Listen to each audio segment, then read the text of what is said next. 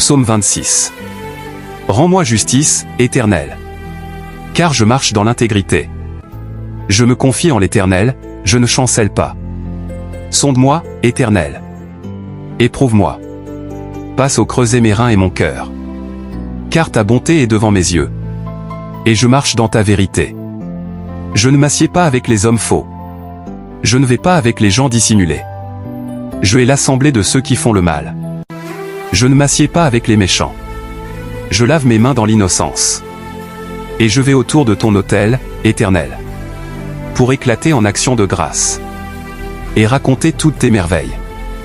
Éternel, j'aime le séjour de ta maison, le lieu où ta gloire habite. N'enlève pas mon âme avec les pécheurs, ma vie avec les hommes de sang, dont les mains sont criminelles, et la droite pleine de présents. Moi, je marche dans l'intégrité. Délivre-moi et aie pitié de moi. Mon pied est ferme dans la droiture. Je bénirai l'Éternel dans les assemblées. Appel à la justice et à l'épreuve divine, verset 1 étage 2. Dans cette première partie du psaume 26, David s'adresse directement à Dieu pour demander une intervention divine. Il souhaite que Dieu examine sa vie et juge son intégrité. Cette section met en lumière plusieurs aspects importants de la foi et de la relation de David avec Dieu. Demande de justice divine. Rends-moi justice, Éternel. Car je marche dans l'intégrité. David commence par demander à Dieu de lui rendre justice. Il se présente comme un homme intègre, convaincu que sa conduite est en accord avec la volonté divine. Cette requête est à la fois un acte de foi et une affirmation de confiance. David croit en la justice parfaite de Dieu, qui connaît les cœurs et les intentions.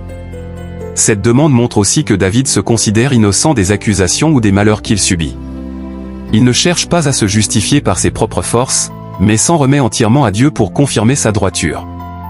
Confiance inébranlable en Dieu. Je me confie en l'Éternel, je ne chancelle pas. David affirme que sa foi en Dieu est solide. Cette confiance lui donne l'assurance de marcher sans chanceler, c'est-à-dire sans dévier de la voie de la droiture. Il montre que sa force ne vient pas de lui-même, mais de son appui sur Dieu. Invitation à l'examen divin. Sonde-moi, Éternel. Éprouve-moi, passe au creuset mes reins et mon cœur, verset 2. Dans ce verset, David invite Dieu à examiner profondément son être. Les termes « sonde »,« éprouve » et « passe au creuset » évoquent des images de purification et de test. Sonde, il demande à Dieu de scruter son âme et ses pensées les plus intimes. Éprouve, il invite Dieu à tester sa foi et son intégrité, comme on teste la solidité d'un matériau. Passe au creuset, cette image de la métallurgie illustre le processus de purification, où les impuretés sont éliminées pour ne laisser que l'essence pure. David reconnaît ainsi que seul Dieu peut véritablement juger la pureté de son cœur et la sincérité de ses intentions. Application spirituelle.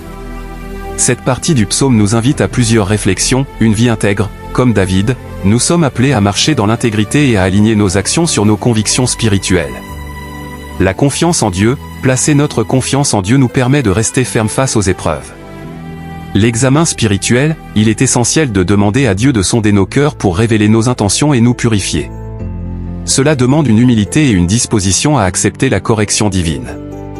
David, dans ces deux versets, nous montre un exemple de foi authentique et de dépendance totale envers Dieu. Déclaration de fidélité et d'obéissance, verset 3 étage 5.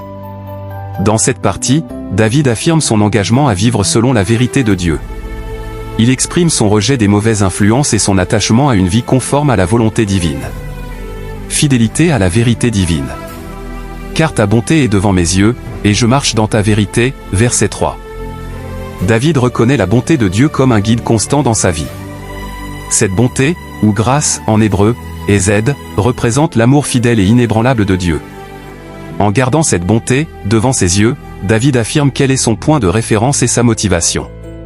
De plus, il déclare marcher dans la vérité de Dieu, ce qui signifie qu'il vit selon les principes divins révélés dans la loi. Cette marche symbolise une vie quotidienne imprégnée de fidélité et d'obéissance à Dieu. Rejet des mauvaises compagnies. Je ne m'assieds pas avec les hommes faux, je ne vais pas avec les gens dissimulés, verset 4. David exprime ici une séparation volontaire des personnes qui pratiquent la tromperie et l'hypocrisie. Ne pas s'asseoir, cela indique un refus de s'associer étroitement ou de partager la compagnie de ceux qui vivent dans le mensonge. Ne pas aller avec, David rejette également toute complicité ou influence provenant des gens qui mènent une vie contraire à la vérité. Il montre ainsi que pour rester fidèle à Dieu, il est nécessaire de prendre des distances avec les comportements et les attitudes qui peuvent corrompre. Haine du mal et rejet des méchants. Je hais l'assemblée de ceux qui font le mal, je ne m'assieds pas avec les méchants, verset 5. David va plus loin en déclarant qu'il éprouve une aversion pour ceux qui pratiquent le mal. Haine de l'assemblée, cela reflète une opposition radicale au regroupement de personnes qui planifient ou pratiquent l'injustice. Ne pas s'asseoir avec les méchants, il réitère son refus de participer aux actions des impies ou de s'identifier à eux. Cette déclaration montre une attitude ferme, aimer Dieu implique de haïr ce qui lui est opposé, tout en restant fidèle à une vie de sainteté. Application spirituelle. Cette section nous enseigne plusieurs principes essentiels. 1. Garder les yeux sur Dieu, la bonté et la vérité de Dieu doivent guider nos pensées et nos actions chaque jour. 2. Choisir ses relations avec soin, nos compagnies influencent notre vie spirituelle. S'entourer de personnes qui honorent Dieu est essentiel pour rester intègre. 3. Rejeter le mal, être fidèle à Dieu implique de rejeter les attitudes, les actions et les environnements contraires à ses commandements. David, dans ces versets, illustre l'importance d'une vie de fidélité à Dieu, non seulement par nos actions personnelles, mais aussi par nos relations et nos associations. Engagement dans l'innocence et la louange versets 6 et 7. Dans cette section, David met en avant son désir de vivre une vie pure devant Dieu et de célébrer sa gloire à travers des actions de louange et de reconnaissance. Une vie marquée par l'innocence. Je lave mes mains dans l'innocence, et je vais autour de ton autel, Éternel, verset 6. L'image des mains lavées dans l'innocence symbolise la pureté morale et spirituelle. David se présente comme une personne qui aspire à la justice et qui se garde de toute culpabilité. Laver ses mains, cette action, souvent utilisée dans la Bible, exprime le désir d'être exempt de tout péché ou faute. Aller autour de l'autel, cela représente une attitude d'adoration et de communion avec Dieu. L'autel était le lieu où les sacrifices étaient offerts pour expier les péchés et honorer Dieu. David montre qu'il s'approche de Dieu avec un cœur pur et sincère. La louange comme témoignage. Pour éclater en action de grâce, et raconter toutes tes merveilles, verset 7. David exprime son désir de louer Dieu avec gratitude et de proclamer ses œuvres merveilleuses. Action de grâce, la reconnaissance envers Dieu est un élément central de l'adoration. David ne garde pas pour lui les bénédictions qu'il reçoit, mais les exprime ouvertement. Raconter toutes tes merveilles, David s'engage à témoigner de la grandeur et de la puissance de Dieu. Il reconnaît que tout ce qui est bon dans sa vie provient de l'Éternel, et il souhaite partager cela avec les autres. Signification spirituelle. Ces versets soulignent l'importance d'une vie pure et d'un cœur reconnaissant. 1. Pureté et proximité avec Dieu. Avant de s'approcher de Dieu, il est essentiel d'avoir un cœur pur. La pureté morale et spirituelle est un préalable à une communion véritable avec lui. 2. Louange comme expression de foi, louer Dieu, c'est reconnaître activement ses bénédictions et proclamer sa fidélité à travers nos paroles et nos actions. 3. Témoignage public, en racontant les merveilles de Dieu, nous encourageons les autres à mettre leur confiance en lui. David nous enseigne ici que l'adoration ne se limite pas à un acte privé, elle s'exprime par la pureté de nos actions et par le témoignage public de la grandeur de Dieu. Amour pour la maison de Dieu versets 8 à 10. Dans cette partie, David exprime son profond attachement pour la maison de Dieu et son désir d'être séparé des pécheurs et des hommes corrompus. L'amour pour la présence de Dieu. Éternel. J'aime le séjour de ta maison, le lieu où ta gloire habite, verset 8. David manifeste ici son amour pour le sanctuaire, lieu où Dieu réside symboliquement. Le séjour de ta maison, cela désigne le tabernacle, et plus tard le temple, où Dieu rencontrait son peuple. David valorise cet endroit comme un lieu sacré, où il peut se rapprocher de la présence divine. Le lieu où ta gloire habite, la gloire de Dieu, en hébreu, Shekinah, est une manifestation de sa sainteté et de sa puissance. David aime cet endroit non pour ses aspects matériels, mais parce qu'il est le centre de la relation entre Dieu et son peuple. Cette déclaration reflète une passion pour Dieu et une priorité donnée à sa présence dans la vie quotidienne. Une prière pour être séparé des pécheurs. N'enlève pas mon âme avec les pécheurs, ma vie avec les hommes de sang, verset 9. David demande à Dieu de ne pas le considérer comme les méchants lors du jugement. N'enlève pas mon âme, il exprime une crainte d'être associé aux pécheurs et de subir leur sort. Les hommes de sang, cette expression désigne des personnes violentes et criminelles, qui versent le sang innocent. David ne se considère pas parfait, mais il sait qu'il a choisi de marcher dans l'intégrité et refuse d'être assimilé à ceux qui vivent dans l'injustice. Le rejet des pratiques corrompues. Dont les mains sont criminelles et la droite pleine de présents, verset 10. David dénonce ici deux caractéristiques des méchants. Les mains criminelles, elles symbolisent la violence et les actes d'injustice. La droite pleine de présents, cela fait référence à la corruption et au pot de vin, où les personnes se laissent acheter pour trahir la justice. David rejette fermement ces pratiques, car elles sont contraires à la droiture et à la volonté de Dieu. Signification spirituelle. Cette partie met en lumière des enseignements importants. 1. L'amour pour la présence de Dieu, nous sommes appelés à chérir les moments passés dans la présence de Dieu, que ce soit dans la prière, la louange ou la communion fraternelle. 2. Une vie distincte des pécheurs, bien que nous vivions parmi les injustes, nous devons nous distinguer par notre conduite et nos valeurs, tout en recherchant la grâce de Dieu pour éviter leur sort. 3. Rejet de la corruption, l'intégrité implique de rejeter tout ce qui est malhonnête ou injuste, que ce soit la violence ou la tromperie. David nous enseigne ici que l'amour pour Dieu se manifeste par une vie séparée du péché et consacrée à la justice. Prière pour la délivrance et déclaration de confiance. Dans cette dernière partie du psaume 26, David conclut par une affirmation de son intégrité et une demande pour la grâce et la délivrance divine. Il termine sur une note de confiance et de louange. Affirmation de l'intégrité personnelle. Moi, je marche dans l'intégrité, délivre-moi et aie pitié de moi, verset 11. David réitère son engagement à vivre selon les principes de Dieu. Je marche dans l'intégrité, il insiste sur sa volonté de mener une vie droite, alignée sur les commandements divins. L'intégrité ici n'est pas une revendication de perfection, mais un témoignage de son engagement sincère envers Dieu. Délivre-moi et aie pitié de moi, bien qu'il marche dans l'intégrité, David reconnaît son besoin de la grâce de Dieu.